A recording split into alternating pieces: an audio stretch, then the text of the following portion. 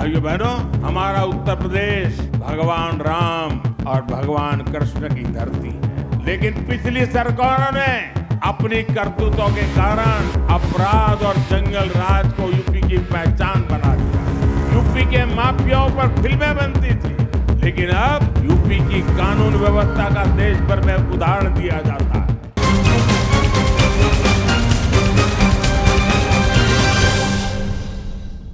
आप याद करिए, एक समय यूपी की पहचान गड्ढों से होती, आज वही यूपी देश में सबसे ज्यादा एक्सप्रेसवेज वाला प्रदेश बन चुका है। पहले यहाँ पड़ोस के जिले तक जाना भी बड़ा मुश्किल होता था, लेकिन आज उत्तर प्रदेश में 21 एयरपोर्ट है, 5 इंटरनेशनल एयरपोर्ट है।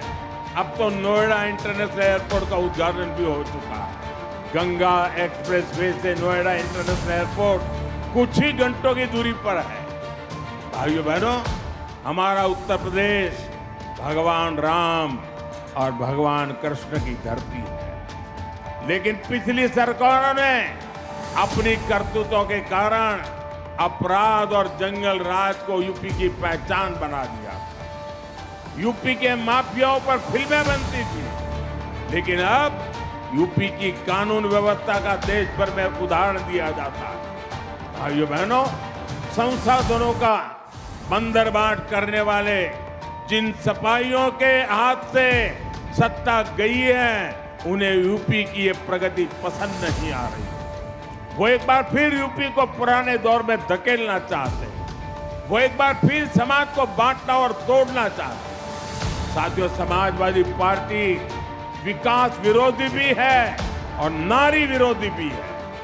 अभी बीते दिनों देश ने एक बार फिर सपा और कांग्रेस जैसी पार्टियों का असली चेहरा देखा है। केंद्र की एनडीए सरकार संसद में नारी शक्ति वंदन संशोधन लेकर आई थी। अगर ये संशोधन पास हो जाता तो साल 2029 के चुनाव से ही महिलाओं को विधानसभा और लोकसभा में आरक्षण मिल जाता। बड़ी संख्या में हमारी माताएं बहनें सांसद विधायक बनकर दिल्ली लखनऊ पहुंचती, वो भी किसी और वर्ग की सीटें कम हुए बिना।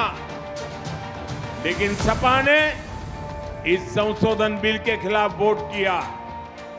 साथियों, इस बिल से सभी राज्यों की सीटें भी बढ़ती हैं। हमने संसद में साफ साफ कहा था, सभी राज्यों की सीटें एक ही अनुपात में बढ़ेगी, लेकिन यूपी को गाली देकर पॉलिटिक्स करने वाली डीएमके जैसी पार्टियां, उन्हें इस बात पर आपत्ति थी कि यूपी की सीटें क्यों बढ़ेगी। आप देखिए, समाजवादी पार्टी संसद में उन्हीं के सुर में सुर मिला रही थी। ये सपा वाले यहां से आपके वोट लेकर संसद जाते हैं और संसद में यूपी के लोगों को गाली देने वालों के साथ खड़े हो जाते हैं। इसलिए यूपी के लोग कहते हैं, समाजवादी पार्टी कभी सुधर नहीं सकती। ये लोग हमेशा महिला विरोधी राजनीति ही करेंगे। ये हमेशा तुष्टिकरण और अपराधियों के साथ खड़े रहेंगे। सपा कभी भी परिवारवाद और जातिवाद से ऊपर उठ नहीं सकती। ये लोग हमेशा विकास विरोधी राजनीति करेंगे। यूपी को सपा और उसके सहयोगियों से सावधान रहना है। साथियों, आज देश एक ही संकल्प लेकर आगे बढ़ रहा है, विकसित भारत का संकल्प।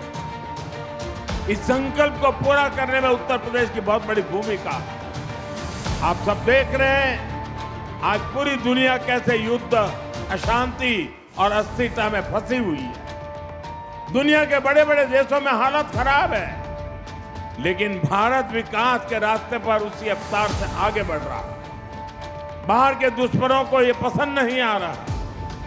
भीतर बैठे कुछ लोग भी सत्ता की भूख में भारत को नीचा दिखाने की कोशिश में लगे। फिर भी हम न केवल सुरक्षित है, बल्कि विकास के नए नए कीर्तिमान भी गढ़ रहे हैं। हम आत्मनिर्भर भारत का अभियान को आगे बढ़ा रहे हैं। हम आधुनिक से आधुनिक इंफ्रास्ट्रक्चर का निर्माण कर रहे हैं। गंगा एक्सप्रेसवे इसी दिशा में एक और मजबूत कदम है। मुझे विश्वास है, गंगा एक्सप्रेसवे जिन संभावनाओं को हमारे दरवाजे तक लेकर आएगा, यूपी के लोग अपने परिश्रम और अपनी प्रतिभा से उन्हें साकार करके रहेंगे।